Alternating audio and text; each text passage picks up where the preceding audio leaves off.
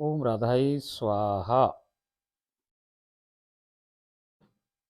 देखो साहब, कल अपन राधा रानी सरकार के निज महल के अंदर कहाँ पे थे? नित्य वृंदावन में और नित्य गोलोक में। अब पता नहीं कौन सी कृपा हम पे बरस गई, कैसे हमारी स्वामी जी अपन सब पे राजी होगी भाई। और हमको संसार में रहते हुए ही हमारी इस शरीर से, ये जो पांच भौतिक शरीर है, इसी से उसने हमें नित्य गोलोक और नित्य वृंदावन के अंदर प्रवेश दे दिया भाई। अब आप, कल अपन वहाँ थे जहाँ पे अपन ने क्या किया भाई। आप पहले तो अपने संसार से में रहते हुए संसार से बाहर निकलो। संसार से बाहर निकलो और संसार की जितनी वृत्तियां हैं इनको एक बार दो थोड़ा सा 1 मिनट के लिए अब समेट लो। अपने मन को और अपने दिमाग को और अपने चित्त को आप एक बार ये सोच लो कि भाई हम नित्य वृंदावन के अंदर हैं, हम नित्य गोलोक में हैं और हम राधा रानी सरकार के महल में ही, क्योंकि अपन महल से बाहर ना आए भैया, अभी हम महल में ही हैं। अब कल हमको राधा रानी सरकार कृष्ण भगवान के महल से गुफा से ले जाती अपने महल में ले गई। फिर वहाँ के उनके स्वागत कक्ष को दिखाया भाई। फिर उन्होंने अपने दरबार हॉल को दिखाया। अब फिर दरबार हॉल के बाद वो अपने परम गुप्त से भी गुप्त जो उनका शयन कक्ष है वहाँ ले गई। और ललिता जी और ये सारी सखियाँ ने कृपा करके भैया अपने अपने महल हमें दिखाए। अब हम वहाँ तक पहुँच गए, अब हम और आगे की यात्रा चालू कर रहे हैं। बस एक बात को ध्यान रखना है कि अब हम कहाँ पे हैं। हम नित्य वृंदावन में हैं, हम नित्य गोलोक में हैं, हम राधा रानी सरकार के महल के अंदर हैं, हम उनके महल के अंदर हैं। और महल कहाँ है? राधा रानी के अंदर है। अब हम आगे की यात्रा, राधा रानी हमारे आगे आगे चल रही है, वो हमारी मालकिन है और हम उनकी नौकरानियाँ उनके पीछे पीछे पीछे पीछे कदम पे कदम रखते हुए आगे बढ़ते जा रहे हैं। तो आगे की यात्रा अब हम शुरू कर रहे हैं। ओम राधाए स्वाहा।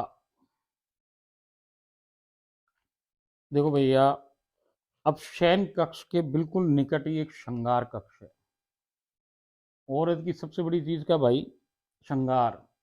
श्रृंगार कक्ष सबसे इम्पोर्टेंट कोई चीज होए तो औरत के लिए श्रृंगार कक्ष। तो हमारी महारानी, हमारी ठकरानी भी तो भाई स्त्री तो ही है, तो इनको भी भाई सजने संवरने का, ये तो नित्य नित्य संभरे। अभी एक सेकंड के करोड़वें हिस्से में जाने किस प्रकार के श्रृंगार में है, और दूसरे दूसरे ही क्षण जाने कौन से श्रृंगार में हो जाए भाई। कौन से आभूषण बदल जाए, कौन सा रंग बदल जाए, कौन सा क्या हो जाए कि भाई चोटी और वेणी श्रृंगार और फूल की सजावट और बिंदी और ये सब, हाथ पे लगी मेहंदी वेहंदी, सब कुछ दूसरा परिवर्तित हो जाए भाई। तो सबसे इम्पोर्टेंट क्या हुआ कि राधा रानी का भी श्रृंगार कक्ष भाई। कोई बड़ा मकान ना भी हो तो कोई जो अपने घर की स्त्री हो वो भाई एक अपना छोटा सा श्रृंगार का बॉक्स बनाए, कछु बनाए, वो भी पूरा उसमें साजो सामान रखे भाई। तो अब अपन उनके श्रृंगार कक्ष की यात्रा कर रहे हैं। शयन कक्ष के निकट ही श्रृंगार कक्ष है। इसमें प्रवेश करते ही चहुं ओर सैकड़ों बहुत से बहुत बड़े बड़े परम आकर्षक दर्पण लगे हुए हैं, जिनके सामने बैठने की आलीशान सोफे नुमा परम आरामदायक कुर्सियां भी लगी हुई हैं। चारों तरफ शीशे शीशे शीशे शीशे लगे भाई। उन सब के ऊपर वहां सामने की ओर वहां पे क्या लगे भाई? कुर्सियां लगी हुई, सोने की बनी हुई कुर्सियां हैं। ये कल्पनाओं से दूर किसी अजब गजब शीश महल जैसा प्रतीत हो रहा है। दीवारों व छत पर विभिन्न रंगों की रत्न मणियों को करीने से सजाया गया है। पूरी जो दीवारें हैं उन सारी दीवारों पर भैया अलग अलग अलग जैसे स्टेन ग्लास पेंटिंग हुई ना, ऐसे भैया हीरे जवाहरात माणक पुखराज नीलम और जाने क्या क्या जो हो, वो सारे हीरे जवाहरात से कोई फूल बने, कोई पिचकारी बनी, पच्चीकारी हो रही है, और कोई किस प्रकार से और कोई किस प्रकार से भैया, जो अपन सोच भी ना सके इस प्रकार से बढ़िया बढ़िया सुंदरतम उनका वहां पे आकृतियों से उसको सजाई हुई भाई। यहाँ जब जितनी जिस ओर से जिस रंग विशेष की प्रकाश की व्यवस्था स्वामिनी जी को अपेक्षित होती है स्वतः ही हो जाती है। अब स्वामिनी जी चाहे कि भाई उनके मुंह पे तेज प्रकाश आ जाए तो तेज प्रकाश आ जाए भाई। कम आ जाए, कम आ जाए, उनके इस जगह ज़्यादा प्रकाश चाहिए, इधर चाहिए, कि इधर चाहिए, कि इधर चाहिए, जहाँ उनको जैसे प्रकाश की, जितने प्रकाश की जब जरूरत हो भाई, उनके मन पड़ गई, वो प्रकाश अपने आप वहाँ उपस्थित हो जाए। और ऐसा ही नहीं कि वो सफ़ेद हो भाई, वो लाल भी हो जाए, पीला भी हो जाए, जैसे रंग को वो चाहें उस रंग में वो बदल भी जाता है। साइडों में बड़ी संख्या में मनमोहक अलमारियां लगी हुई हैं। अब चारों तरफ क्या है, वहाँ अलमारियां लगी हुई हैं, जिनमें शिवलोक, बैकुंठ व अखिल ब्रह्मांड में उपलब्ध व कभी भी उपलब्ध नहीं हो सकने वाला संपूर्ण श्रृंगार का साजो सामान उपस्थित है। जो कछु भी भाई श्रृंगार के लिए जरूरत है, वो उन अलमारियों में रखा हुआ है। चाहे बड़े से बड़ा नित्य वैकुंठ हो, कि नित्य शिवलोक हो, कि कोई भी जगह हो, वहाँ पे जो है वो तो सो है ही है, मगर भैया वहाँ कभी भी ना हो, ऐसो ऐसो सामान वहाँ सब बिल्कुल करीने से सजा हुआ उन अलमारी में रखा हुआ है भाई, जो कि परम से भी परम अद्भुत, अनोखा, अद्वितीय, दिव्य है। दिव्य कहीं का मतलब ये कि जो कहीं उपस्थित ना हो सके, एक और कहीं कहीं और उपलब्ध नहीं हो सकने वाले दुर्लभतम इत्र व सुगंधियां व सुगंधित लेपों का अजब अनोखा संग्रह है। एक साइड में पूरे पूरे इत्र हैं, कि लेप हैं, कि जाने क्या क्या भाई, सारी चीजें जो उनके शरीर पे लगाने की हों, और वो सब की सब वस्तुएं वहाँ पे अलग अलग धरी रखी हैं। और वो ऐसी हैं कि उनमें से जो सुगंधी आ रही है, कि आदमी मादक हो जाए, वहाँ जो खड़े हैं वो उससे मदोष हुए हुए हैं, बावड़े से डोल रहे हैं। दूसरी ओर अनमोल, सुंदराति सुंदर, विचित्र, हर संभव आकार, प्रकार, आकृति की अनगिनत पोशाकें हैं। एक तरफ भाई उनका पूरा पोशाकों का भंडार है। अब वो जो भंडार है पोशाकों का, उस पोशाकों के भंडार के अंदर जो भी प्रकार को रंग हो सके, जिस प्रकार को जो आकृति हो सके, स्टाइल हो सके, जिस प्रकार की जो जो चीज उपलब्ध हो सके, जो हम सोच भी ना सकें, जो कुछ भी पॉसिबल है वो सब, और जो कुछ भी इम्पॉसिबल है, जो अपन हो भी सके और जो ना भी हो सके किसी भी सूरत में, उस प्रकार की डिजाइना की भैया चीजें वहां पे, सारी पोशाकों का अजब गजब अनगिनत असंख्य पोशाकें वहां पे रखी हुई हैं। अच्छा, तीसरी ओर क्या है, कि अद्वितीय, परम अतुलनीय, दुर्लभ आभूषणों से के सभी संभव डिजाइनों व संपूर्ण रंगों की रत्न मणियों से निर्मित आभूषणों का विपुल संग्रह है। देखो भैया, जो कुछ भी प्रकार को आभूषण हो सके और या ना हो सके, तो अपन सोच सके ना सोच सके, कोई देवता, कोई माँ विष्णु, और कोई जो भी है उनकी सृष्टि में, वो जो ना सोच सके, कल्पना भी ना कर सके, वैसी वैसी आभूषणों को संग्रह, ऐसा संग्रह, हर रंग के, हर डिजाइन के, हर चीजें वहां पे भरी पड़ी है, जैसे संदूक के संदूक ही भरे पड़े भाई। चौथी ओर सुंदरतम, मनमोहक, अनेकानेक, हर डिजाइन में रंगों की पादुकाओं का अतुल संग्रह है। अब यहाँ तो जब आई वो अवतार में आराधिका बन के, राधिका बन के, तो भैया वो नंगे पांव डोल रही हैं। मगर वहां नंगे पांव थोड़ी डोले भाई, वो तो महारानी ठकरानी है। उसके तो सोने, चांदी, हीरे जवाहरात से जड़ी हुई अनेकानेक प्रकार की भैया, हर जो वो पहने जो पोशाक, उससे उससे मैचिंग की पादुकाओं की लाइन, कतारें की कतारें लगी हुई भाई। ऐसे जो वो पूरा को पूरो श्रृंगार गए भैया, वो पूरा जैसे कोई भंडारी हो, जिससे दुनिया के अंदर जितनी श्रृंगार की वस्तुएं उपलब्ध है भैया, उससे करोड़ों करोड़ों अनगिनत गुना वहां पे सब सामान रखा हुआ है। अब आप सोचो साहब कि ये है क्या। देखो भाई, ये श्रृंगार जो ग्रह है, ये राधा रानी को, क्योंकि जो कि महारानी है, ठकरानी है, और किसकी ठकरानी भाई, तीनों लोग, नित्य लोक की, और जो 14 भुवन है, और जो अखिल ब्रह्मांड, उनके रोम कोप में, जनार्दन के एक एक रोम कोप में अनेक अनेक असंख्य ब्रह्मांड हैं, उन सब की कौन है, वो महारानी है भाई। तो जो वो महारानी है, तो भाई उसका सामान भी महारानी जैसा ही है। वो इकलौती ऐसी महारानी कि जिसके पास जो सामान उपलब्ध, वो किसी और के पास हो ना सके भाई। अब आप उसके जो जगह से अब आपने श्रृंगार कक्ष में पैर रखा, वो आगे चल रही है आपकी। भैया जैसे कि आप किसी जगह जाओ और एक शीशो रखा रहे, उस शीशे के आगे आप शीशा, जैसे आप नाई की दुकान बैठ जाओ भाई, नाई की दुकान में बैठो तो एक शीशा आगे एक पीछे शीशा, अब आपका ही प्रतिबिंब अनेकानेक हो जाए, तो जैसे उसमें घुसो भैया, तो वहां राधा रानी भी एक क्या अनेक असंख्य, एक के बाद एक के बाद, इधर भी इधर भी उधर भी इधर भी, और अपन भी चारों तरफ देखे तो भैया अपन भी उतने के उतने ही हो जाए, वहां नंबर नहीं ले सको, क्योंकि अनगिनत असंख्य वो हो जाती हैं, उसकी परछाइयाँ प्रतिबिंब बन जाते हैं वहां पे। और वो शीशे भी कैसे भैया कि उनकी जो बॉर्डर बनी वो सब सोने की, अलग अलग आप समझो कि जैसे कोई हीरे की उस वो लगी हुई है, उसके चारों तरफ फ्रेम बनी हुई है, किसका कैसे बना हुआ है, किसका कैसे बना भैया।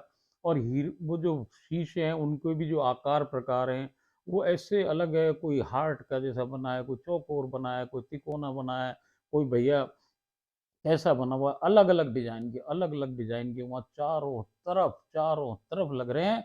और जो शीशों के बाद जो दीवारें हैं उसमें भैया अलग अलग रोशनी आ रही, स्टेन ग्लास जैसे वो एक ऐसे टाइलें लगी हुई हैं, हीरे जवाहरात माणक पुखराज नीलम और जाने क्या क्या ग्रेनाइट सबकी, आप देखो ऐसे उसमें से रोशनी आ रही भैया। और वो जगमग जगमग कर रहा है, पूरा ऐसे जगमगा रहा है जैसे कि भाई उसमें हर जगह से कोई रोशनी रोशनी रोशनी निकल रही है। और वो जो लाइटें हैं, वहाँ कोई लाइट ना कोई बल्ब है ना कुछ, और भैया वहाँ बैठ जाओ कुर्सी पे, तो जहाँ जैसी लाइट जब चाहे भैया वो अपने आप ही आ जावे। अब वो चाहो कि लाल हो जाए तो लाल हो जाए, हरी चाहो तो हरी हो जाए, जैसा मन में विचार करो वैसी वैसी वो लाइट हो जाए। और वो कुर्सियां अजब गजब कुर्सी भाई, वो अपने आप ही रोबोट है, जाने क्या है कि अपने आप ही ऊंची उठ जाए नीचे उठ जाए। और भैया राधा जी इधर घड़ी तो कुर्सी अपने आप इधर मुँह कर ले, राजा जी उस पर विराज जाए, फिर वो अपने आप ही ऐसे हो जाए भैया। उसके वो शीशे के माफिक वो जैसे चाहे वैसे ऊपर नीचे हो जाए भैया।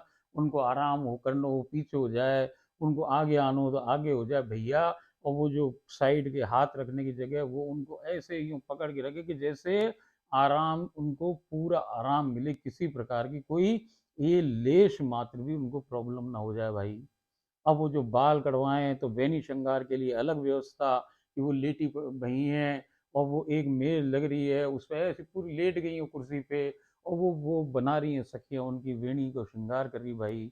उनके इधर से हाथ रख रहे हैं तो हाथ के अंदर कोई नीचे कोई गद्दीदार चीज आ जाए भाई, उस पर उनके वो रच रही हैं, वो बना रही हैं, चित्रांकन कर रहे हैं, और जाने क्या क्या करें भैया, सारी सुविधा कैसे उसको वर्णन की हो जाए भैया। और वहाँ जो पोशाकों को ढेर, आभूषणों को ढेर, पादुकाओं को ढेर, मगर भैया वो एक बार में एक ही पोशाक पहने, उसे दोबारा ना पहने वो। तो भाई इतनी सारी पोशाकें क्या है कि वो इतनी सारी पहन चुकी भैया, वो पहन के तो रखी है, वो दोबारा ना पहन रही उनको। वहाँ हर चीज वो एक ही बार धारण करें और एक बार धारण करके वही मिल दें। अब वो दोबारा जो आएगी पोशाक वो दूसरी आए भाई। अब पोशाक और आभूषण और ये जो इनका श्रृंगार है ये है क्या भैया, कुछ ना है, जो राधा जी के जितनी पोशाक और जितनो श्रृंगार वो स्वयं कृष्ण है। और जो कृष्ण के शरीर पे जितना भी श्रृंगार, जितने भी आभूषण, जो भी पोशाक है, वो स्वयं राधा है भाई। जैसे राधा जी अपने कृष्ण को सजाएं, उनके विचार में जैसी आकृति कृष्ण की वो चाहें भाई, वैसी ही जैसे वो चाहें कि मैं इनको ये मुकुट ऐसा होना चाहिए तो राधा मुकुट ही बन जाए भाई, मोर पंख बन जाए राधा, उनकी पगड़ी बन जाए राधा, उसमें लटकते वो जो हीरे जवाहरात हैं वो बन जाए राधा, उनको टीको राधा बन जाए भाई, उनको काजल राधा बन जाए, उनका मुंह पर लगी लाली राधा बन जाए, उनका होठन पे लगी लाली राधा बन जाए, और भैया कान के हीरे राधा बन जाए, हार राधा बन जाए, बाजू बंद जो उनके कड़े हैं पाँव के, जो कुछ भी कृष्ण धारण करे ना भाई, कृष्ण के विग्रह पे जो कुछ भी है श्रृंगार, वो सब राधा। और राधा के शरीर अब जैसे ही कृष्ण तैयार हो जाए तो भैया वो उनके लिए बिल्कुल मैचिंग की वैसी सामग्री उनके लिए वहां उपलब्ध करा दे, और सखियां उसको धारण करा दे भाई। यहाँ ऐसो कछु ना भाई कि कोई वस्तु है वो स्वयं कृष्ण ही। अब उनको इच्छा हुई कि भाई मैं यहाँ ललाट इनके यहाँ पे माथे को चूमूं, फट वो बोलो बन जाए भाई। वो भाई यहाँ पे जाके वो बन जाए अपना यहाँ पे हीरो को। अब ऐसे जैसे उनकी इच्छा हो जाए कि भाई नाक पे स्पर्श करूं तो वो नाक की बन जाए भाई, नथनी बन जाए, कान का बन जाए, जहां जो चाहे जो कृष्ण बन जाए भैया। और वो उनको सजा देवे। एक एक फूल कृष्ण है, एक एक फूल उनके बेणी में लगा कृष्ण है भैया।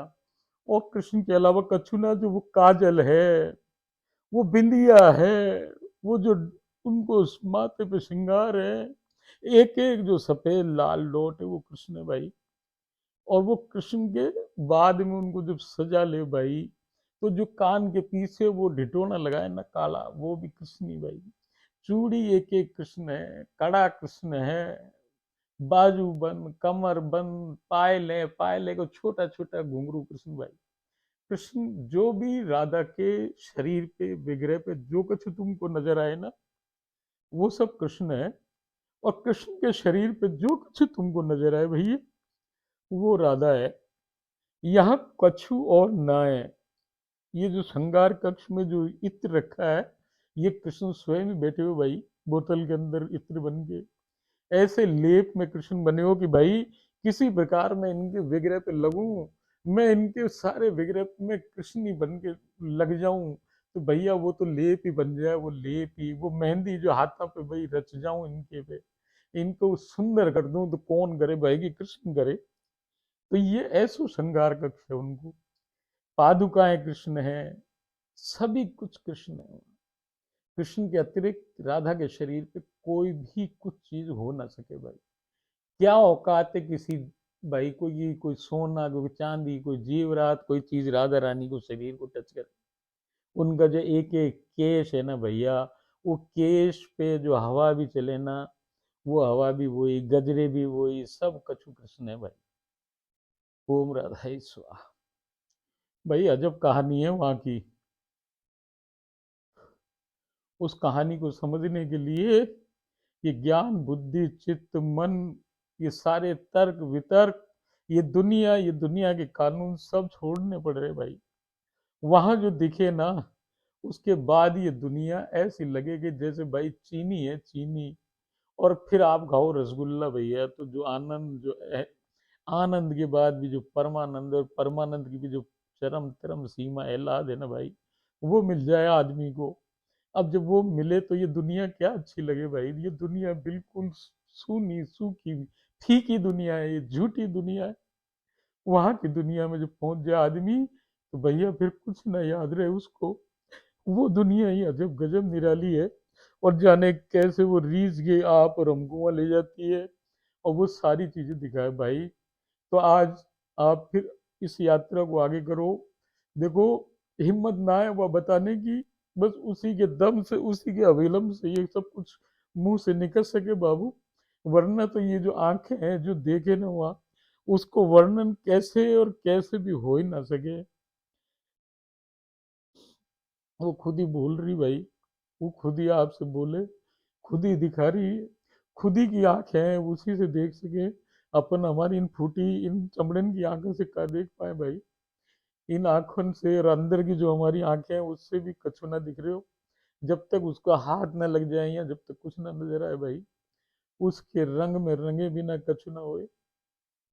तो वो जो रंग है ना, वो रंग से ही ये इतनी हिम्मत आ जाए कि भाई आप ये देख सको और मैं आपको दिखाने की कोशिश कर सकूं। बाकी जो मैं बोलूं ये तो भाई कछु ना याद रह, बिल्कुल जितनी सी इतनी सी याद रह जाए सो आपको बता दी। वो तो ऐसा है कि जैसे कोई समुद्र है, और समुद्र की कोई एक बूंद आपके छोटे से दिमाग में, छोटी सी बुद्धि के अंदर आके घुस जाए भैया, जो ये विवेक है इसमें जरा सी एक ड्रॉप को भी कोई छोटो सो हिस्सों पड़ जाए भैया, वो जो कुछ मैं आपको बता सकूँ वो बताऊं। बाकी तो भैया वो तो समुद्र है, उसको तो कौन बताए। ओम राधा, हे राधा रानी सरकार कृपा करो।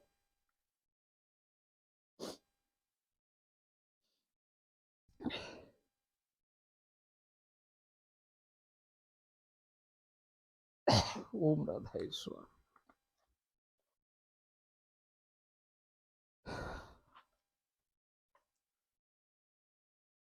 ओम राधा ओम राधा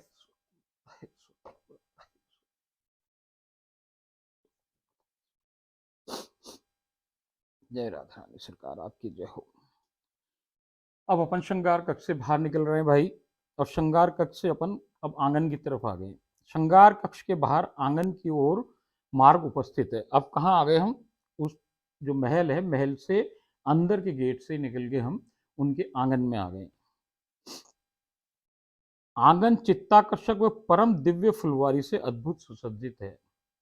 उसमें एक और आगे जाने पर बहुत विशाल अतिशय घने वृक्षों का बहुत बड़ा झुरमुट है।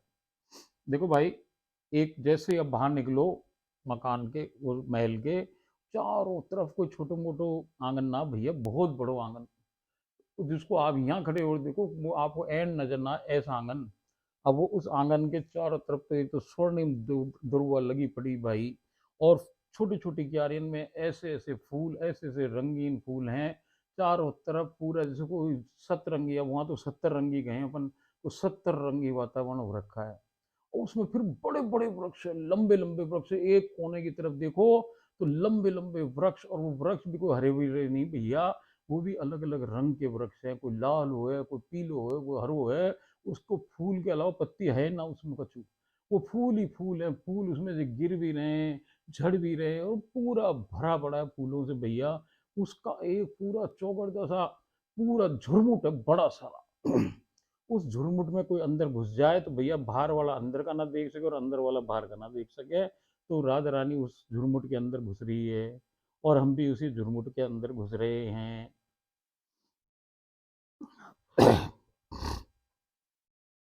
जिसका अंदर जाने पर, उसके एक और आगे जाने पर बहुत विशाल अतिशय घने वृक्षों का बहुत बड़ा झुरमुट है, जिसके अंदर जाने पर बाहर का कुछ भी नजर नहीं आता है। यहाँ लंबी आकृति का परम आकर्षक व सुसज्जित गद्देदार तखत है।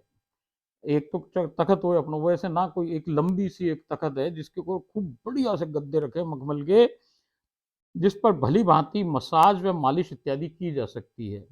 यहाँ सभी प्रकार के सुगंधित लेप तेल उपलब्ध हैं। स्वामिनी जी को आराम पहुंचाने की हर वस्तु यहाँ उपलब्ध है।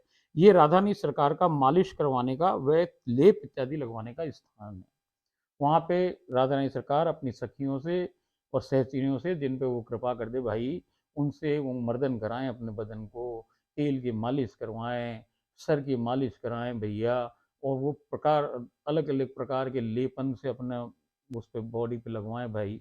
और वो जो स्थान है वो उस जगह वो करें। अब उनको यदि गर्मी है की ज़रूरत हो तो भैया वहाँ से सूरज जैसी रोशनी आए। अब यदि उनको शीतलता चाहिए तो भाई वहाँ पे चंद्रमा जैसी शीतलता है, ना चंद्रमा उधर ना सूरज उधर, सब ऑटोमेटिक सिस्टम भाई साहब। अब वो वहाँ पे सब कुछ वहाँ होता है। अब वहाँ पे वो दिखा रही है जगह को हमको। अब उसके आगे वो फिर आगे बढ़ रही हैं, अब अपन उसके आगे चल रहे हैं। उसके और आगे जाने पर स्नानागार के रूप में एक आलीशान व शानदार बड़ा सा कम गहराई वाला विशाल कुंड बना हुआ है। अब जैसे अपन आगे जाएं भैया, तो आगे जाएं तो वहाँ पे क्या है, एक कुंड बना हुआ है, चौरस सा कुंड है। कुंड के नीचे बहुत सारी सीढ़ियाँ जा रही हैं, और उस सीढ़ियों से अंदर जल है। अब वो जो कुंड है उसका पानी पानी है उस कुंड के अंदर, और चारों तरफ उसके हाथी लगे हुए हैं। और हाथी कैसे, वो अपने मुंह ऊपर करे हुए, सूंड ऊपर करे हैं, उसमें से जल गिरे, जैसे फव्वारा में से गिरे ऐसे। उसके और आगे जाने पर स्नानागार के रूप में एक आलीशान व शानदार बड़ा सा कम गहराई वाला विशाल कुंड बना हुआ है, जो कि नील मणियों से बना हुआ है। उसकी जो सीढ़ियों की वो हैं, वो नीलम की मणियों से बने हुए हैं। नीलम की मणियों की सीढ़ियां बनी हुई है, जिसके कारण परम शुद्ध हुए। और जो अंदर भी जो टाइल जैसी चीज हुए, वो भी पूरो को पूरो वहां पे नीलम की शिलाओं से बना हुआ है अंदर चारों तरफ, बिल्कुल टाइल से। तो वो क्या है कि जो जल है वो भी नीला नीला, एकदम नीला नजर आ रहा है, नील वर्ण का सा प्रतीत होता है। वो जल परम से भी परम सुगंधित है। वहां दूर ही खड़े हैं ना, दूर खड़े ऐसी सुगंधी आ रही भाई, ऐसी सुगंधी आ रही है कि जिसको सूंघ के होश हवा से उड़ रहे हैं आदमी के। कुंड की शोभा नीले सफेद पीले गुलाबी और लाल कमल के पुष्प अनंत गुना बढ़ाते हैं। अब वो जो वो है कुंड, कुंड के ऊपर कौन कौन से रंग के गुलाब वो कमल के फूल खिल रहे हैं वहां भैया। उसमें सफेद भी हैं, नीले भी हैं, पीले भी हैं, गुलाबी भी हैं, वह लाल कमल के पुष्प, पूरा कुंड उससे भरा पड़ा है। कुंड के किनारों पर सूंड ऊपर की ओर करे सफेद स्फटिक के रत्न मणियों से बने हाथियों की आकृति चहुं ओर बनी हुई है। हाथियों की सूंडों से फव्वारे की भांति जल धारा लगातार निकलती रहती है, वह कुंड में गिरती रहती है। वहां से धारा ऊपर आ रही है, ऊपर से नीचे गिर रही है। जल से निकलती सुगंध चारों तरफ फैली रहती है। शरीर सफाई के सभी प्रसाधन यहाँ मौजूद हैं। फव्वारों की तीव्रता स्वामिनी जी की इच्छा जान स्वतः ही कम या ज्यादा उनके अनुकूल हो जाती है। जल का तापमान ठंडा या गर्म स्वामिनी जी की इच्छा अनुसार स्वतः ही नियंत्रित रहता है। कुंड का जल स्नान के पश्चात स्वतः ही स्वच्छ हो जाता है। वो नहा के आए और फिर वापस वो साफ हो जाए वापस दोबारा भाई। प्रकाश की तीव्रता भी स्वतः ही नियंत्रित रहती है। मधुर संगीत भी इच्छानुसार मौजूद रहता है। मौसम व ऋतुएं राधा रानी की इच्छा पढ़ने हेतु दोनों हाथ जोड़े खड़े वहीं वहीं खड़ी रहती हैं उनके सम्मुख। सारे मौसम और सारी ऋतुएं राधा रानी की इच्छित सुगंध जल में से सदा निकलती रहती है। राधा रानी अभी चाहे मोगरो तो भैया मोगरा की खुशबू निकले, राधा रानी इच्छा कर ले कमल तो भैया कमल की खुशबू निकले, राधा रानी जो विचार कर ले सो भैया वही सुगंधी उधर से आने लगती है, जो कि स्वामी जी को इच्छानुकाल नित्य नवीन प्रवर्तित होती रहती है। और हर लीला में भैया ये रोज बदल जावे, ये रोज ही बदले कि भाई कौन सी सुगंध है, कौन सा म्यूजिक है, कौन सा रंग है, कौन सी चीज है। कि अब बरसात ही आ रही है, कुंड में ही बरसात आ रही है, अभी क्या हो रहा है, वो सब उनकी इच्छा के अनुसार होता है। और बाहर की साइड में टॉवल, बिल्कुल स्वच्छ टॉवलों का भंडार लगा हुआ है। अब ये सारा उनका स्नानागार है। अब बात सोचो सरकार कि देखो, अपन राधा रानी आई, राधा रानी के पीछे अपन आए। अब आए तो वहाँ अपन ने क्या देखा कि भाई एक बहुत बड़ा कुंड है, बहुत ही बड़ा है वो, ऐसे नॉर्मल छोटा सा कुंड ना, बहुत बड़ा कुंड। अब वो कुंड के अंदर आप जाने के लिए पहले तो ऊपर चढ़ने के लिए सीढ़ियाँ है। अब वो जो सीढ़ियाँ हैं वो नीले नीले पत्थर की बनी हुई है, वो पूरी प्योर शुद्ध परिशुद्ध एकदम नीलम है। और नीलम की टाइल भाई, हमारे तो नीलम का जैसे 5 कैरेट का ले लो, 7 कैरेट का ले लो, ऐसे छोटे छोटे टुकड़न में अवेलेबल भैया। वहां तो पट्टी की पट्टी 20-20 फुट के लंबे टाइल्स लगे भैया वहाँ, किसके पूरे एक जोड़ के, कोई जोड़ ना उसमें। सीढ़ी जहां से चालू वहां से अंत हो रही है वहां तक एक ही टाइल लगा भाई। और उस पे आप पाँव भी धरो तो ऐसी आपको लगे कि भाई मैं या तो मैं रपट के गिर जाऊंगा, या फिर भैया ये आपको पैर रखना ही नीचे, इतनी सुंदर चीज है ऐसा वहाँ का वातावरण। और फिर जब आप ऊपर प्लेटफॉर्म पे से चल जाओ, वो एक प्लेटफॉर्म जो है, अब उस प्लेटफॉर्म के नीचे कुंड में उतरने के लिए फिर ऐसी सीढ़ियाँ। देखो भाई, कई लीला में वो नीली हो जाए, कई में हरी हो जाए, कई में लाल हो जाए, कई में सफेद हो जाए, ये सब इच्छा पर निर्भर की राधा रानी जो चाहे सो रंग की टायल और पत्थर हो जाए भाई वहाँ। सुगंध बदल जाए, म्यूजिक बदल जाए भैया, ऋतुएं तो यूं खड़ी हुई उधर लाइन लगा के हाथ जोड़े खड़ी। और वहाँ कमल के फूलों को भंडार है, और बतखें उसके अंदर चल रही हैं, और कल कल ध्वनि हो रही है। और भैया इतना बढ़िया दृश्य है मनलुभावन कि उसको देख के आदमी पागल हो जाए, बावरा हो जाए। मगर भाई क्या होता है कि जैसे ही राधा रानी नीचे की सीढ़ी लगाएं तो वो कब तो कमल कहाँ गए पता नहीं, लुप्त हो गए। कौन सी बतखें थी वो सब लुप्त हो गई, और पानी ऐसा स्वच्छ हो जाए भाई कि जैसे ऊपर से नीचे एक सुई भी डाल दो तो सुई भी देख लो भाई, इतना ज़्यादा क्लियर एकदम पानी हो जाए। और फिर वो राधा रानी उसमें चली जाएं। अब वो चली जाएं तो भैया कभी वो हाथी की सूंड के नीचे सर रखे अपना पानी उन पे ही आ रहा है पूरा, कभी तैर रही इधर से उधर तैर रही, ऐसा लगे भैया नीले उसके अंदर कोई कोई भैया जैसे कोई हीरा, कोई पीली, कोई सुनहरी, कोई ऐसी चीज कोई उसमें तेरे भैया चारों तरफ। कभी वो अंदर घुस जाए तो ढूंढे आके को कांगी स्वामी नहीं, कभी वो ऊपर आ जाए, कभी वो अपने सर को ऊपर कर ले भैया, कभी पूरा नीचे डाल ले, कभी बालन को यहाँ ऐसे लहराए तो भैया जो वो बूंद को छींटो आप पे पड़ जाए तो आदमी बावड़ा हो जाए भाई, वो सकी सेचरी। और कभी वो ऐसे भाग के आए और आपको ही भाव पकड़ कर अंदर घुसेड़ ले भाई, आपको भी निला ले उसके अपने संग। फिर भैया क्या बताए आपको यार, दे वहां पे भाई जब वो नहाती है तो आप उसको जो देखो ना भाई, तो देख ना सको, आंख रुकती नहीं है, फिसलती रहती है। आप चाहो कि भाई मैं अब इनकी आंखन में देखूं, आंख तो आंख को देखने लगते लगते लगते ही वो नीचे आ जाए भाई अपने आप ही। इतना अजब गजब नजारा होए कि भैया जब वो नहाए तो पता नहीं क्या क्या लगे कि भाई ये हो क्या रहा है, क्या हो रहा है, कल्पना भी ना कर सको आप। मैं आपको कैसे समझाऊं, कैसे बतलाऊं कि आपके सामने हो क्या रहा है। जब वो नहले फिर वो बाहर आ जाए भैया, फिर वो सखी सेचरियां उसको लाए, टॉवल से पोंछ ले, टॉवल बांध दे सब जगह, फिर उसको वापस वो अपने श्रृंगार कक्ष में ले जाए भैया, और श्रृंगार कक्ष में ले जाके उसको श्रृंगारित करे। ऐसी अनेकानेक लीलाओं में हुए भाई।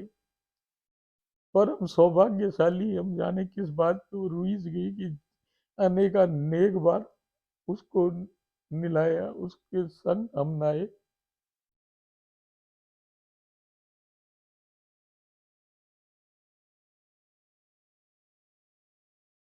घूम रहा था इस बार।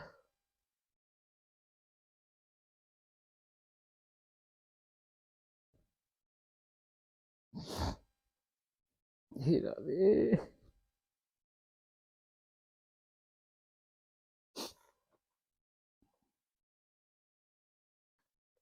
इस स्नानागार के आगे अनेकानेक एक से बढ़कर एक सुंदराति सुंदर निकुंज विद्वान है। अब आप उससे और आगे बढ़ गए, आंगन से बाहर आ गए, तो अब आप दृष्टि डालो, जिधर दृष्टि डालो उधर भैया निकुंज ही निकुंज है। स्वर्णिम दुर्वा है, चारों तरफ दुर्वा दुर्वा दुर्वा, और उसमें भांति भांति के पेड़ हैं। कहीं किसी प्रकार के पेड़ हैं, कहीं किसी प्रकार के पेड़ हैं, कहीं कौन सी फुलवारी है, कौन सी लता है, कौन सी पताका है। ऐसो सुंदर वातावरण कि आप कोई सा दुनिया के अंदर तो भूल जाओ, दुनिया में तो ऐसी सुंदरता कुछ हो ना सके भैया, बैकुंठ में ना हो, स्वर्ग में ना हो, कहीं ना हो सके, किसी जगह ऐसी सुंदरता हो ही नहीं सकती, पॉसिबल नहीं है। ऐसी सुंदरता वहां पे चारों तरफ ऐसी वो है वहां पे भैया, मन भावन चित्ताकर्षक छत्रियों के समूह बने हैं। वहां से राधा रानी अपने गोलों के निकुंज को निहारती हैं, उन छत्रियों में खड़ी हो जाए भैया, कान्हा के संग, अपने श्री कृष्ण जी के संग, और वो देखे कि हमारा महल कैसो है, हमारे सारी चीजें, वो कुंड भी दिखे, वहां सब दिखे कि भाई कितना सुंदर क्या क्या चीजें हैं। छत्रियों के सम्मुख बहुत ही लाजवाब व शानदार निकुंज उपस्थित हैं। चहु और अनदेखे वे अनसुने अजब अनोखे अनजाने विभिन्न रंगों आकार व प्रकार के फूलों से लदे वृक्षों के समूह लगे हैं। स्वर्णिम सुकोमल व मखमली घास के मैदान हैं। विभिन्न रंगों की रत्न मणियों से निर्मित अनेकानेक सुंदरतम रास मंडल है। अब वहां रास मंडल भी बने भाई, बड़े शानदार रास मंडल हैं। ऐसे ऐसे सुंदर रास मंडल भैया कि वहां भी वही शिलाएं लगी हुई हैं, वही टाइलों से बने भाई, हीरे जवाहरात की। अब आपको याद होगा कि भाई एक बार जी वो हरिदास जी के पास अकबर जी आए, वो तानसेन के संग लेके आ गए भैया, और वो चुपचाप अंदर गए, तो उन्होंने कहा भाई हम आपकी कुछ सेवा करना चाहें। तो वो सेवा करना चाहें तो उनको कहा कि भाई आप, एक छोटी सेवा है कि हमारे आप उस पे चले जाओ घाट पे, और वहाँ की सीढ़ी थोड़ी टूट गई, उसको सीधी ठीक कर आओ। तो जो भाई वो अकबर वहाँ गया तो उसने जो वो सीढ़ी देखी, उसको आज वाली सीढ़ी तो दिखी ना भैया, उसको तो वो दिव्य नित्य लोक की सीढ़ी दिखी। नित्य जो वृंदावन है, नित्य जो गोलोक है, उसकी सीढ़ी दिखी भैया उस कुंड की। तो उसने जब देखी तो उसने कहा मेरे दादा परदादा ने कभी इतना बड़ा, ये भाई ये नीलम की पट्टी ना देखी इतनी बड़ी, अवेलेबल नहीं इस वर्ल्ड में ही, संसार में ही नहीं है वो। तो भाई मैं और मेरे बाप और मेरे परदादा इसको ठीक करने के काबिल नहीं, कोई काम हमारा ऐसा बताओ जो हमारे बस में हो। तो भैया ऐसी स्थिति है वहाँ की। जब ये संत महात्मा लोग और जो ये रसिक लोग जब देखे ना भैया उसको, आचार्य लोगों ने जिनने देखी वो नित्य वृंदावन, भैया वो जाने कि वहाँ पे क्या नज़ारा है। यही वृंदावन में बैठ के वो लीला में जाएं, इसी बरसाना में जाएं, इसी वृंदावन में जाएं भैया, मगर सब कछु बदल जाए, ये रहता ही नहीं है वहाँ। वहाँ तो वो ही प्रकट हो जाए भाई, नित्य आ जाए वहाँ। क्योंकि यहाँ पे नहीं होती वो लीला। हमें लगे कि वो बाबा यहाँ बैठा हुआ है, वो आचार्य यहाँ बैठा हुआ है, उसको लीला दिख रही है भाई, वो लीला के अंदर है, मगर भाई कछु ना है वो यहाँ। होए क्या कि ये शरीर तो भैया छाया के रूप में वहां देख रहा है लीला, और जो देखने वाला शरीर है वो तो ये है ही ना। वो शरीर तो वो राधा के पास कहाँ पहुंच गया, उड़ के भैया उस लोक में नित्य वृंदावन में है, नित्य गोलोक में है वो उस समय। और लीला वहां भई, यहाँ ना भरी। यहाँ तो कुंज है, अवतार लीला के जितने भी चीजें हैं वो सब कुंज हैं। निकुंज एक भी ना है भैया। निकुंज कहाँ है? निकुंज तो भैया वहीं नित्य वृंदावन में है। तो ये जो सारी लीलाएं जो घटित हुए हैं वो उधर हो रही है, उस जगह हो रही है। और हम उस लीलाओं में किस चीज से शामिल हुए? हम उस जगह शामिल हो रहे हैं हमारे अंदर के मन से, हमारे चित्त से, हमारे विवेक से, हमारे अंतर मन से। हम वहाँ, हमारा अंतश्चिंतित देह वहाँ चली गई। अब जो मैं आपको इतनी देर से ये गोलोक के दर्शन कराए, आपने आंखें मीची हों और आपने वास्तव में सारी वृत्तियां समेटी हों, तो भैया आप भी उस समय, उस घड़ी इस संसार में नहीं थे। आप भी उस समय, उस क्षण, उस घड़ी कहाँ थे? उसी नित्य वृंदावन में थे, जीवते जीव। ये बॉडी थी, बट भैया ये बॉडी संसार में रहते भी कोई भी लीला में जा सके, जिसको वो दिखाना चाहे, जिसको वो ले जाना चाहे भैया, वो बिल्कुल आराम से सब कुछ देख सके इसी शरीर से। कहानी बस ये भीतर की, हम उसके भीतर और हमारे भीतर वो। और जो भीतर वाली बात पक्की हो जाए भाई, तो समझो कि भीतर की जो छुपी दूरी सब दुराई हुई कहानी है ना, वो सब प्रत्यक्ष सामने आ जाए।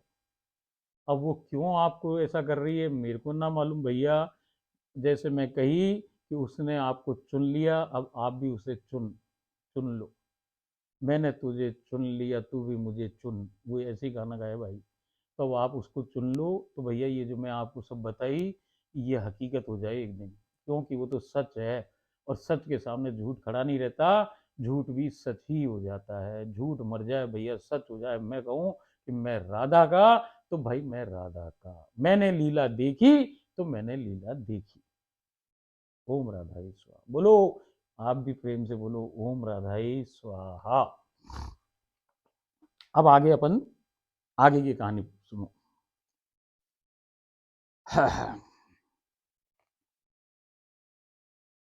हाँ, वहाँ रास मंडल है। इन्हीं स्थानों पर स्वामी जी अपने श्री कृष्ण व अष्ट सखियों के साथ लीला संपादित करती हैं। स्वामी जी अपने श्री कृष्ण के संग विहार करती हैं। यहाँ अब यहाँ पे सारे खेल हुए, यहाँ पे सारी की सारी क्रीड़ा हुए, सारे उत्सव सब कुछ यहीं होता है, इसी निकुंजन में हुए।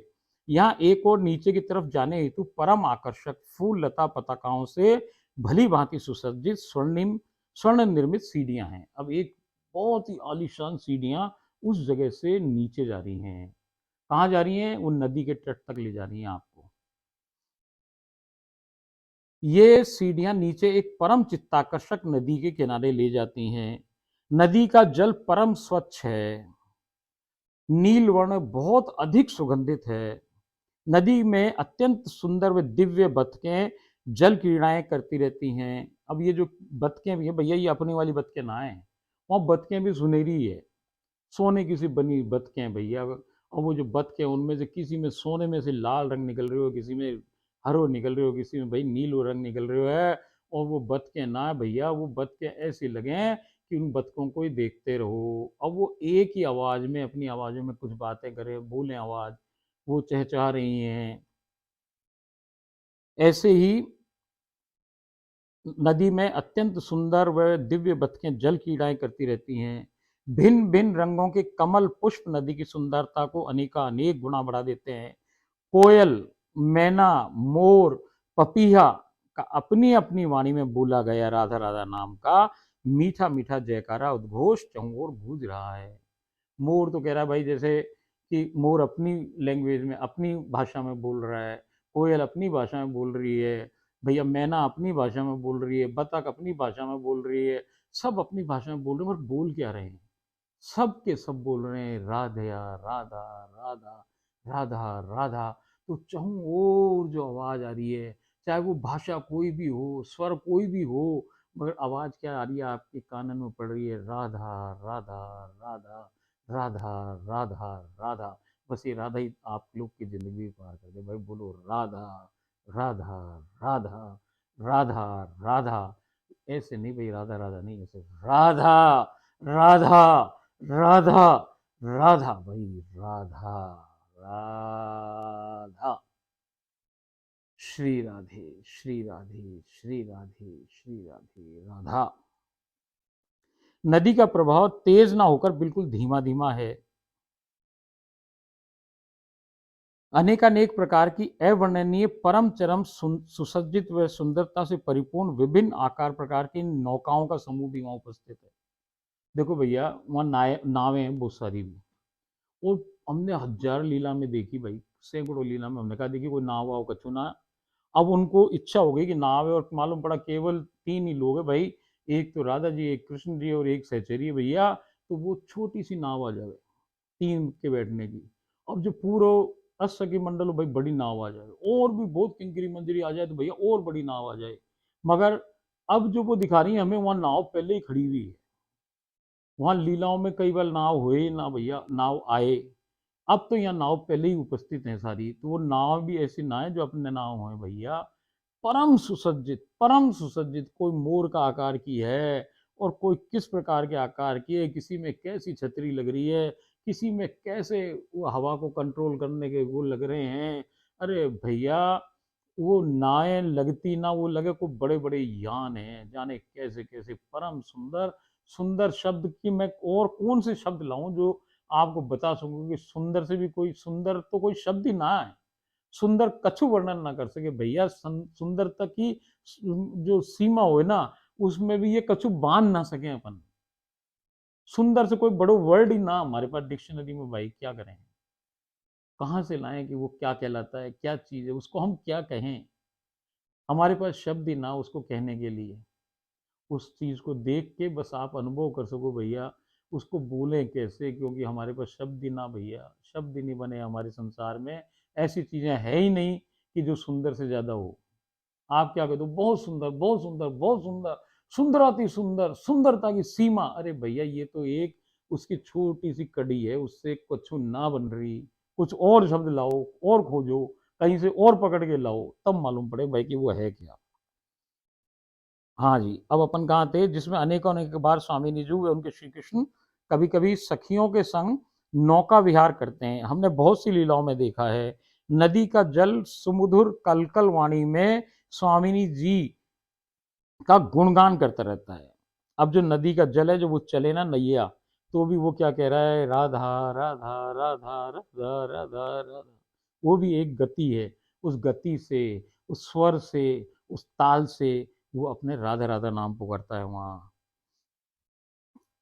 नदी की दूसरी ओर बड़े बड़े पर्वत हैं, जिन पर चढ़ उनके शिखरों के समतल भाग पर बहुत सी लीलाओं में हम सम्मिलित हो चुकी हैं। और पूरे पहाड़ पे ले जा भैया। और पहाड़ पे ऐसे पहाड़ थोड़ी, हिमालय से भी ऐसे 25 क्या 50 क्या 100 हिमालय गढ़ दो, इतने बड़े बड़े तो पहाड़ भैया, वहां आदमी पहुंचे कैसे चल के, तो वहां चल थोड़ी रहा, वो तो ऐसे दौड़ रहा है ऊपर हवा में। उड़ते हैं वहां, तो उड़े हैं भाई, चले कोई ना, सब उड़े हैं। तो अब वो उड़ के वहां पहुंच गए ऊपर। अब वो ऊपर देख रहे हैं, तो ऐसा समतल है कि जैसे अपनी पृथ्वी जितनी हो ना, इतने बड़ी तो समतल जगह ही है वहां ऊपर। ऐसे उसके अंदर बहुत सी लीलाएं वहां होती रहे हैं। समतल भाग पर बहुत सी लीलाओं में हम सम्मिलित हो चुकी हैं। पहाड़ों से अनेकानेक बड़े बड़े झरने जल नीचे गिरा रहे हैं, झरने गिर रहे हैं भाई। अब जो झरना की भी आवाज आ रही है, वो क्या आ रही है, राधा राधा राधा। अब कोई झरना बहुत तेजी से गिरा, वो राधा राधा राधा राधा राधा राधा राधा राधा।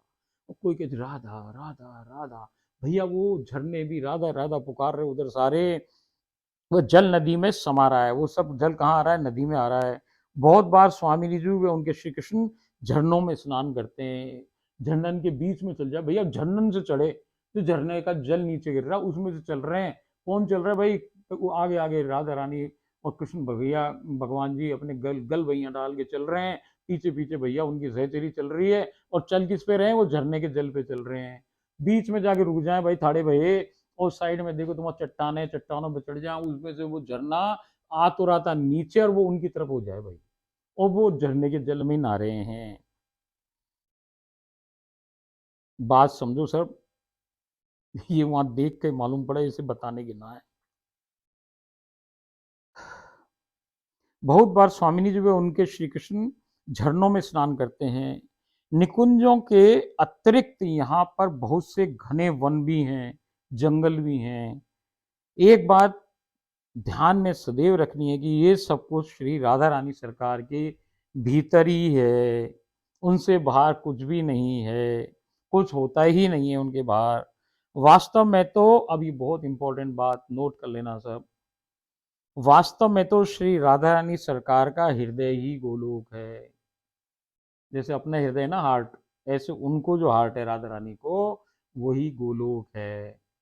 ये पूरा शरीर राधा रानी का, इसका जो दिल है, जो हार्ट है, यही गोलोक है वहाँ का।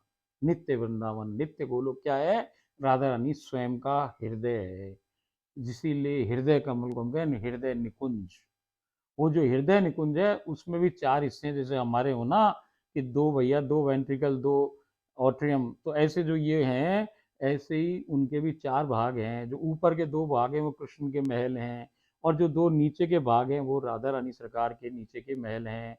प्रवेश किधर से होए? प्रवेश कृष्ण की तरफ से होए भैया। प्रवेश सीधे राधा की तरफ से किसी में से ना हो, कृष्ण के महल से ही रास्ता, जैसे हमारे वॉल हो ना, वो भैया वेंट्रिकल से ऑट्रियम में लाएं, फिर ऐसे ऐसे ही वहां की भी कहानी पूरी सेम हमारे हार्ट जैसी ही है। उसको हम कहें हृदय निकुंज। वही राधा रानी का नित्य गोलोक है, और वही राधा रानी का नित्य वृंदावन है, वही नित्य निकुंज है। श्री स्वामिनी जी का मन व चित्त ही उसका निभृत है। अब निकुंज हो एक वर्ड, एक और निभृत।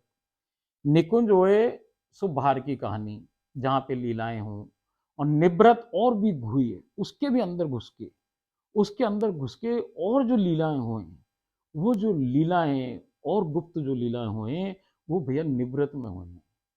वो जो निवृत है वही उनका चित्त है, अंतर्मन है, वही उनका निवृत है, और हृदय ही क्या है? उनका निकुंज है।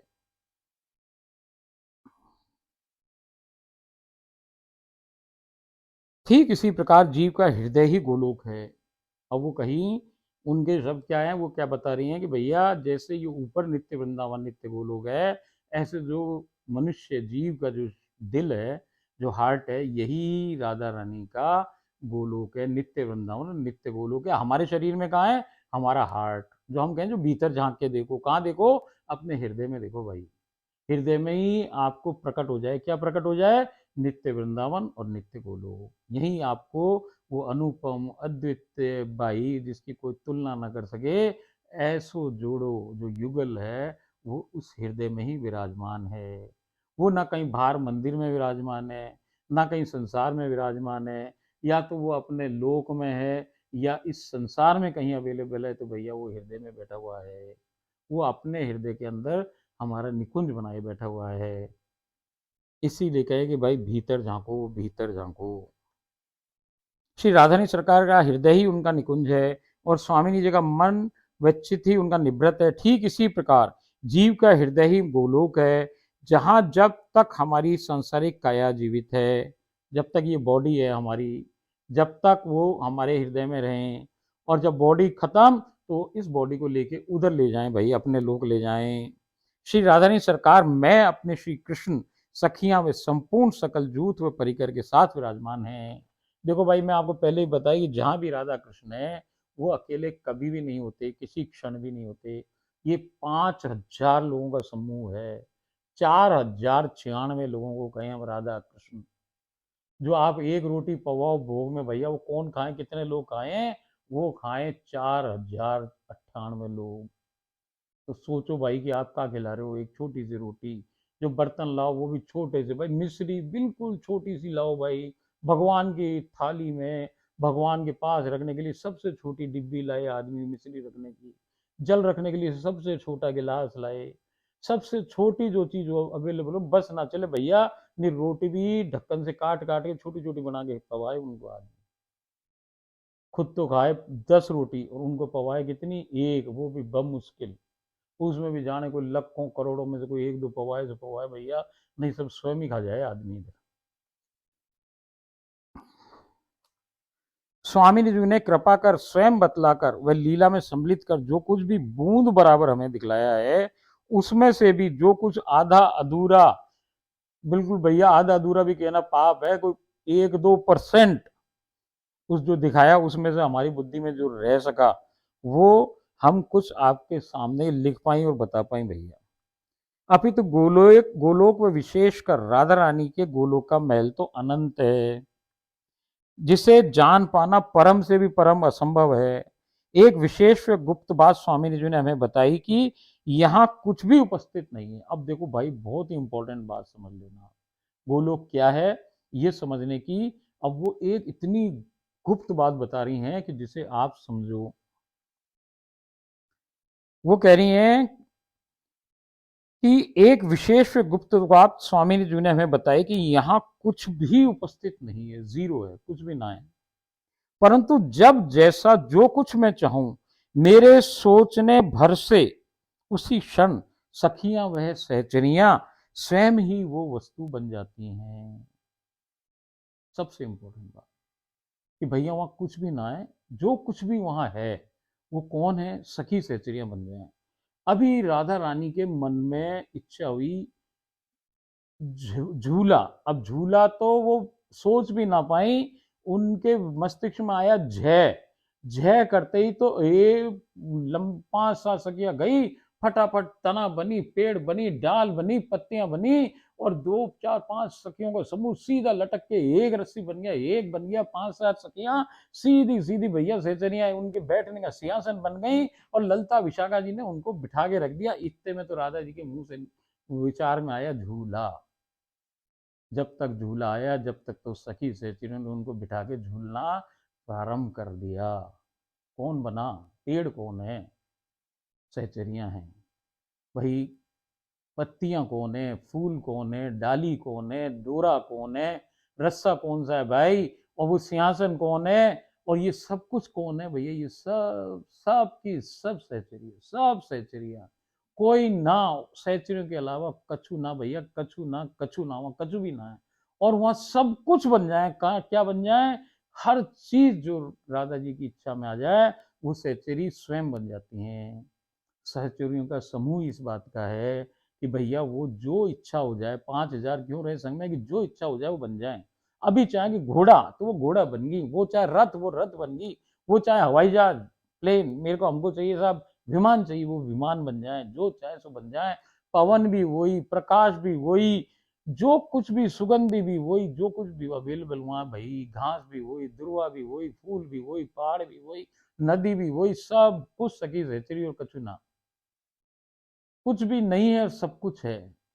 क्यों है, क्योंकि संकल्प से है। जैसे राधा रानी की इच्छा, सखी सहचरी का काम ही है भाई कि उनकी इच्छा की पूर्ति करना।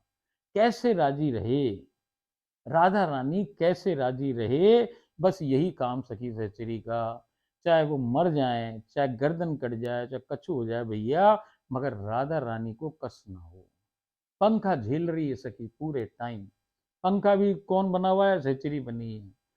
खुद खड़ी, वो भी थाड़ी भी वही भई है, पवन भी वही दे रही है, वही पवन बन गई है।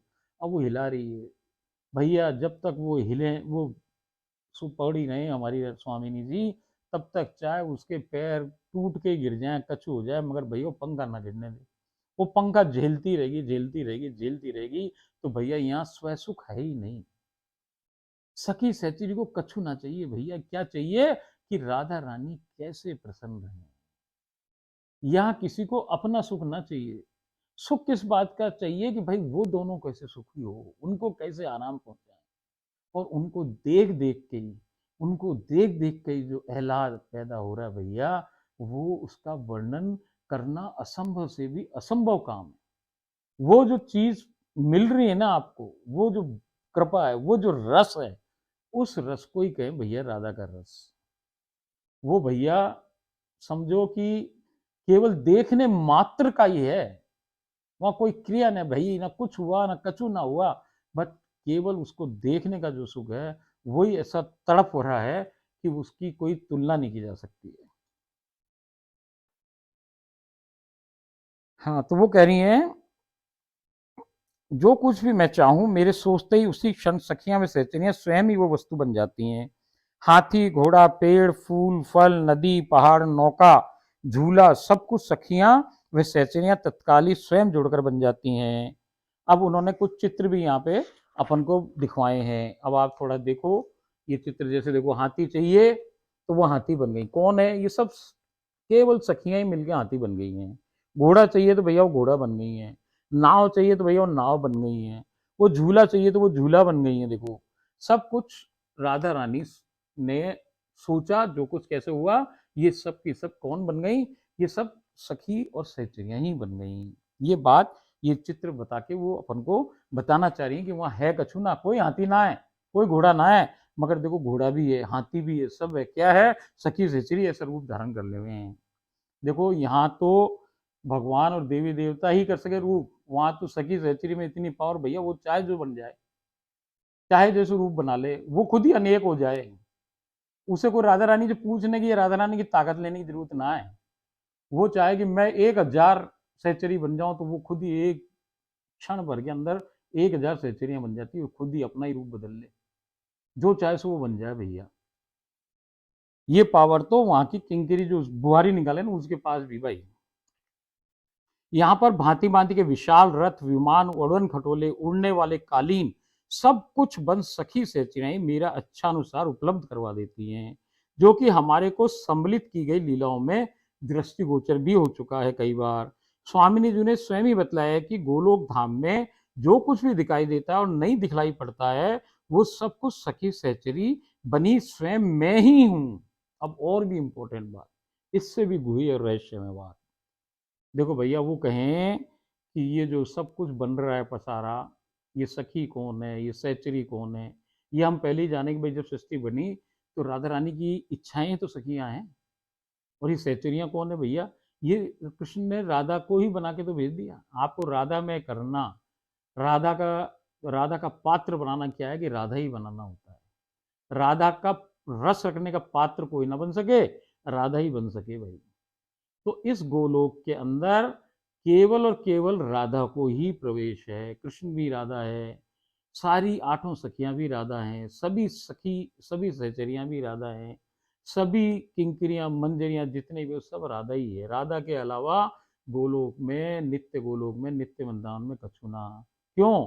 क्योंकि राधा को राधा ही देख सके, राधा को राधा ही बोल सके, राधा की राधा ही सेवा कर सके, राधा को केवल और केवल राधा ही सब कुछ कर सके, राधा को कोई दूसरो व्यक्ति ना कर सके भैया। आंख से कोई राधा को कोई दूसरो देखे तो आंखें फट जाएं, वो पूरो पूरो को पूरो जल के ही भस्म हो जाए आदमी भाई। तो राधा को कोई देख ना सके, कौन देख सके राधा को? तो राधा को राधा ही देख सके। तो अब ये राधा कैसे बनाए? क्या क्या राधा ही बन जाए, सारा ही एक रूप में रहे, राधा के रूप में रहते ना? यहाँ रूप का सवाल ही ना है। सवाल किस बात का है? सवाल है कि राधा के गुण आ जाएं आप में। जितने राधा के गुण हैं, जैसे गाय में तो थोड़े से गुण आए, सखी सहचरी में तो पूरे के पूरे गुण उनके ही आ जाएं भाई, तभी तो राधा बनेगी वो तो प्रतिरूप थोड़ी है कोई, वो तो स्वयं राधा है। तो स्वयं राधा को स्वयं राधा ही देखे। तो स्वयं राधा बनने के लिए मतलब राधा के पास जितनी पावर, उतनी उतनी पावर किसके पास है?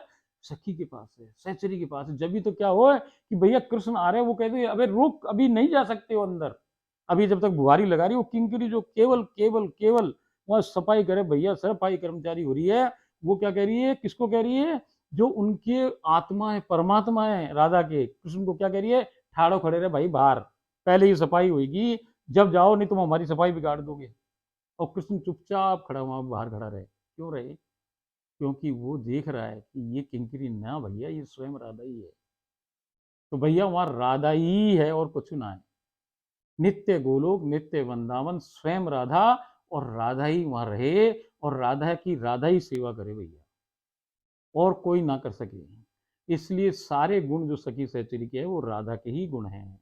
तो यहाँ गुण से है मतलब, इस शरीर का कोई रंग रूप से वहां कोई लेन देन नहीं। आप हो सको कोई दूसरे रूप में हो। इसीलिए मैं आपसे कही कि वहां सखी और जो सहचरियां हैं, इतनी सुंदर हैं, इतनी सुंदर हैं, इतनी सुंदर हैं कि आप सखी सहचरी को देख लो तो ही बेहोश हो जाओ भैया। राधा को देख ले तो जीव पूरा ऊपर से नीचे तो पिघल ही जाए, पिघल के पूरा पूरा पानी हो जाए भाई, देख ही ना सको। ये जो आपकी आंखें है ना, आंखों की पुतलियां निकल के हाथ में आ जाए, ऐसी हालत है उस इस चमड़न की आंखों से, देख ही ना सके कोई भाई। तो वो क्या कह रही है यहाँ पर, भांति भांति के विशाल रथ, ये सब अपन को बता दिए। अब वो ये बता रही थी यहाँ पर भांति भांति के विशाल रथ, विमान, उड़न खटोले, उड़ने वाले कालीन, सब कुछ सखी सहचरियां मेरी इच्छा अनुसार उपलब्ध करवा देती हैं, जो कि हमारे को सम्मिलित की गई लीलाओं में दृष्टिगोचर हो चुका है।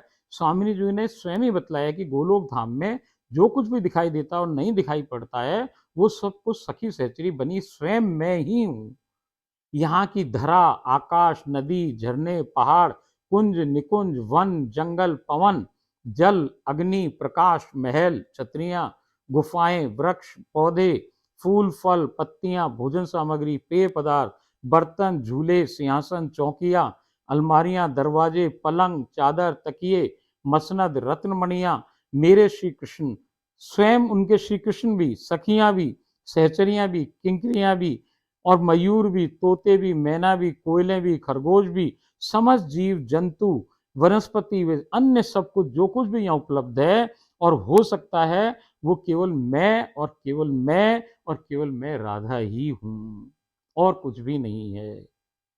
सब कुछ मेरे अंदर ही, मेरे अंदर ही है, मुझसे बाहर कुछ भी नहीं है। मुझ राधा को केवल और केवल मैं स्वयं राधा ही देख सकती हूँ, दूसरा कोई लेश मात्र भी देख सकने योग्य नहीं है। दूसरा है ही नहीं जो राधा को देख सके, अपितु तो तत्काल भस्म हो जाएगा यदि कोई दूसरा देख ले तो मुझे।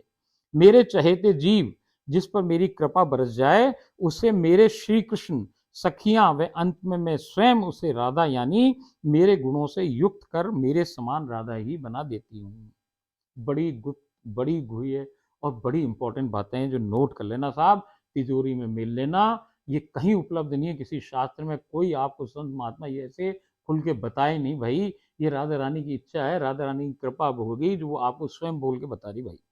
मैं नहीं हूं इसमें, मैं कछु ना भैया, मेरी औकात ना, मैं कछु ना। ये तो केवल वो बोले सो मैं आपको बोल के केवल माध्यम बन के, सूत्रधार बन के बोल रहा हूँ भाई, बाकी सारी बात सब कुछ राधा रानी की है, मेरा कछु ना है इसमें। दिमाग तो हमारा काट के फेंक दिया, कोई बुद्धि नहीं, कोई कुछ नहीं। ये जो आप शरीर देखो, ये केवल केवल छाया, बाकी जो कुछ बोले सो राधा। यहाँ स्वरूप व काया राधा समान होने का अर्थ ही नहीं है। वो कह रहे हैं, वो कह रही हैं कि कृष्ण सखियां में अंत में मैं स्वयं उसे राधा यानी मेरे गुणों से युक्त कर मेरे समान राधा ही बना देती हूँ। यहाँ स्वरूप व काया राधा के समान होने का अर्थ नहीं है, बल्कि जिसमें राधा रानी सरकार स्वयं के गुण विकसित कर दें, वो राधा में हो साक्षात राधा ही हो जाता है। तभी वो मुझे साक्षात व लीलाओं में देख सकने योग्य पात्र हो जाता है। पात्र बनाने का अर्थ क्या है, कृष्ण क्या करे कि भाई जीव को राधा के गुणों से पूरा कर देवे। राधा बनाने का तात्पर्य यहाँ मुझ जैसा स्वरूप बनाने से नहीं, बल्कि मेरे समान गुणों का उसमें विकास होने से है। ओम राधा, इसो बड़ी गुप्त बात साहब। अब आगे की सुनिए।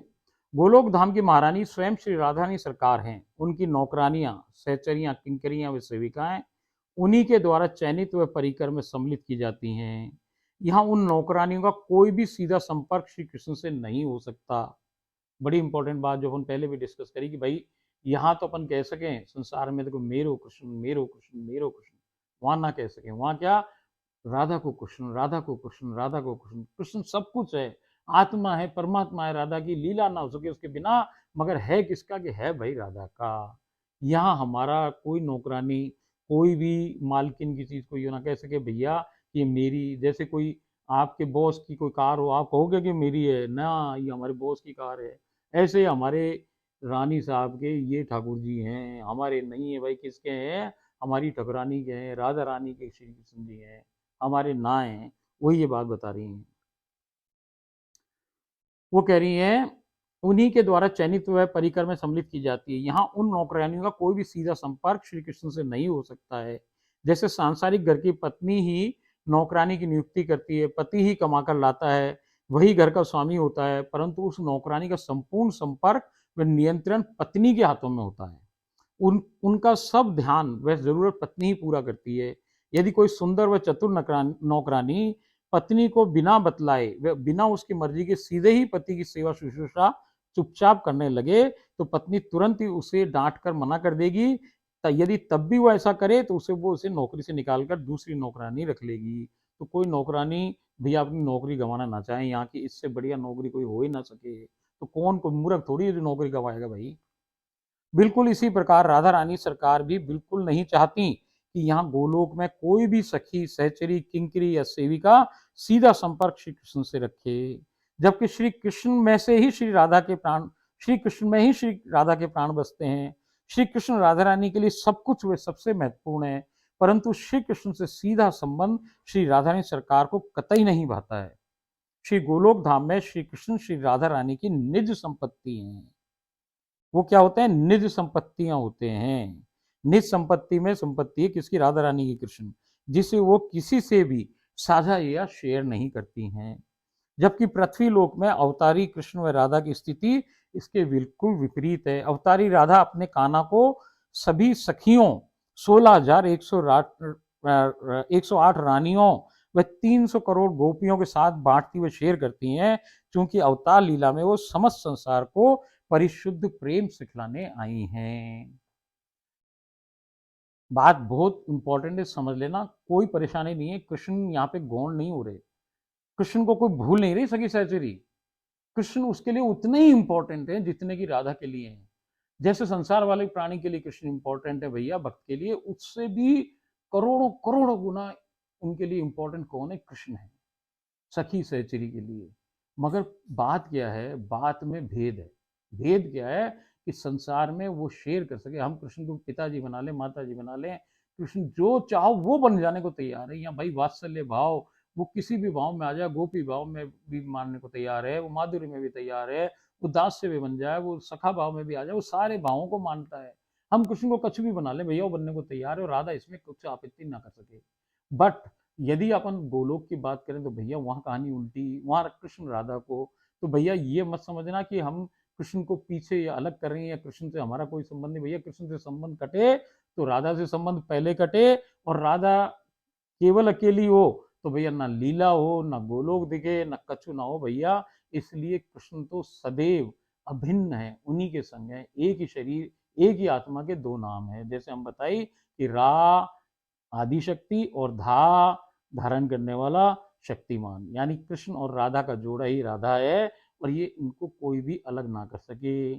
और जो अलग करे तो उसको ना तो राधा प्राप्त ना कृष्ण प्राप्त भैया। तो ये बात बड़े नोट कर लें कि इसमें भेद नहीं है किताब में जो मैं आपको बता रहा हूँ।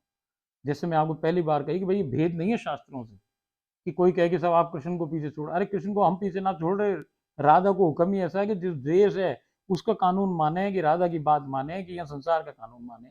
संसार छूट गया पीछे, जब संसार में तो भैया हम भी कृष्ण को ही हेड मानते थे, हम भी कृष्ण को ही बचते थे, हमने भी सारी सीढ़ियां पढ़ी, हम भी सीढ़ी वहीं से चालू करके सखा से लेके वात्सल्य, वात्सल्य से लेके माधुर्य, तो फिर गोपी से लेके भैया फिर प्रेम की कहानी में फंसे। तो ऐसे ही कहानी है भाई सबके संग, इसलिए कोई कछु अलग या भिन्न ना है यहाँ। श्री गोलोक धाम में श्री राधारानी सरकार का निज सकल जूत जो 4096 का ही है, जो सदा सदैव श्री राधारानी सरकार व उनके श्री कृष्ण को घेर कर चलता है। परंतु श्री गोलोक धाम में असंख्य किंकिरियां, सेविकाएं में दासियां हैं। यहाँ भीड़ है कयामत की, परंतु हम अकेले हैं। ऐसा एक गाना सुने हम, तो यहाँ पे ये वर्ड हमने यूज किया, देखो साहब, यहाँ भीड़ है कयामत की, परंतु परम आश्चर्य की बात तो यह है कि कोई किसी से बोलता ही नहीं है। सब एक दूसरे की आंखों में झांक कर ही उसके मन की बात पढ़ सकने में पारंगत हैं। यहां तो खामोशियों के मेले हैं। समझे सरकार? जैसे संसार जीवों से भरा हुआ है, बिल्कुल वैसे ही गोलोक भी परिकरों से भरा पड़ा है। संतों ने बिल्कुल सही कहा है कि जिसको अपना मानव जीवन सफल बनाना है तो उसे इस भीड़ से उठकर उस भीड़ में जाना है। जो कुछ भी श्री राधारानी सरकार ने असीम कृपा कर स्वयं व गोलोक के बारे में लिखवाया है, ये समुद्र के जल की एक सूक्ष्म बूंद के बराबर ही है। श्री राधारानी सरकार, उनके श्री कृष्ण, अष्ट सखियां वे संपूर्ण जूथ व परिकर और उनका धाम गोलोक सब कुछ परम सभी परम रहस्यमय व सोच से कोटिश दूर की बात है, कोशिश कोटिश कोसों दूर की बात है, श्री राधारानी सरकार परम से भी परम रहस्य में वे अनंत हैं। उनका संपूर्ण राधा तत्व अंतहीन व नित्य नवीन है। श्री कृष्ण तो दिन दिन नवीन है, परंतु श्री राधा रानी तो क्षण क्षण नवीन है। जिनका परम रहस्य में राधा तत्व संपूर्ण तो छोड़िए 2-5% भी आज तक कोई नहीं जान सका। यहाँ तक श्री कृष्ण भी नहीं और भविष्य में भी कोई नहीं जान सकता।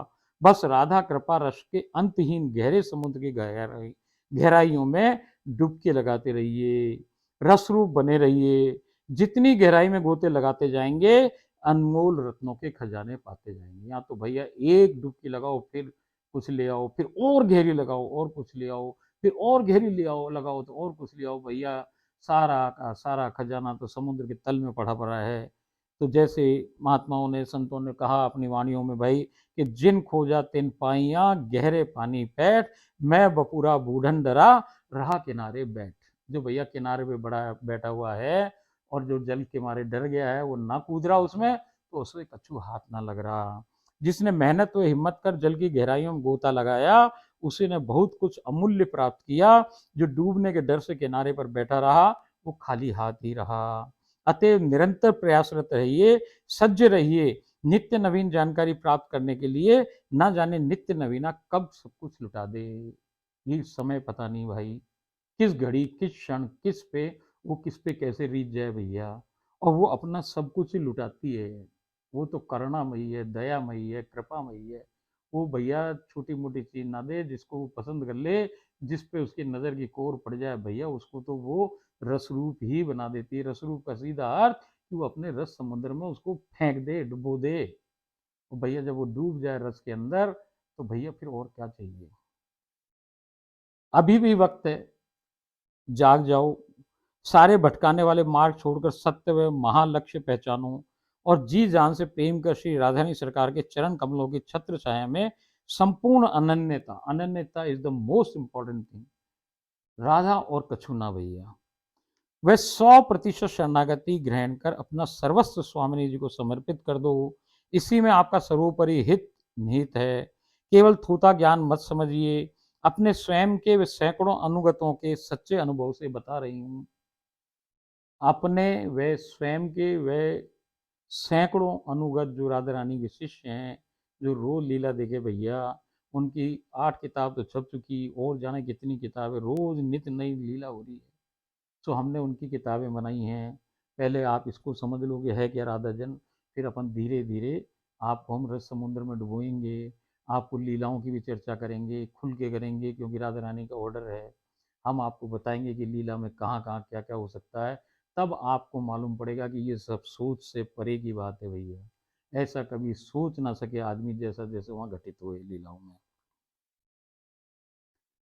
केवल थोथा ज्ञान मत समझिए, अपने स्वयं के वे सैकड़ों अनुगतों के सच्चे अनुभव से बता रही हूँ। सब कुछ ट्राई किया, आप लोगों ने सब कुछ ट्राई कर लिया। एक बार ये भी करके देखिए, जिंदगी कैसे बदल जाएगी, पता ही नहीं पड़े भाई। विश्व में ही विश्व का वास निहित है। विश्वास में ही विश्व का वास निहित है। विश्वास वर्ड का संधि विच्छेद करो तो विश्व प्लस वास। ऐसे ही जिसके अंदर विश्व छुपा हुआ है, वही वास है, विश्वास है। विश्वास में ही आस निहित है। अब तक सब पर विश्वास किया, आपसे करभर प्रार्थना है, एक बार हम राधा रानी सरकार की नित्य व निज सहचरी प्रिया दासी जोड़ी पर भी विश्वास करके चमत्कारिक फल का रसास्वादन कीजिए। आगे स्वामिनी जी की मर्जी। देखो भैया, हम इसमें आपको कछु ना कह रहे। जो जहाँ खड़े हो वहीं खड़े हो भैया। जैसे चल रही गाड़ी वैसे चलन दो, जो हो रहा है सो होने दो, सभी बढ़िया है। जो कुछ उपलब्ध यहाँ पे संसार में सब बढ़िया। जो जिसने बताया वो रास्ता सही। जो कुछ भी सब बात आपको समझ में आ रही हो, जैसे लग रहा हो भैया, हम आपसे कछु ना कह रहे। मगर सच्चाई ये है कि जैसे मैं आपको बताई कि 10 बिल्डिंग वाली बात भैया, कि यदि आपको इसी जन्म में सब कुछ प्राप्त करना है और आपकी इस मानव जीवन का जो ये दुष्चक्र है जन्म मरण का, इसे ख़त्म करना है, तो भैया उस 10 मंजिल के रूफ टॉप पे जाना ही पड़ेगा। और जाओ कैसे कि भैया, एक तो तरीका सीढ़ियों से जाओ और एक में बताइए कि भैया वो लिफ्ट मैन खड़ी है, वो ताला खोल दे, बैठ जाओ लिफ्ट में, सीधे एक ही झटके में आपको सारी स्टेज पार करा के सीधे के सीधे रूफ टॉप पे ले जाया भैया। ओम राधाए स्वाहा, ओम राधाए स्वाहा, ओम राधाए स्वाहा। राधा रानी सरकार की जय हो। राधे राधे।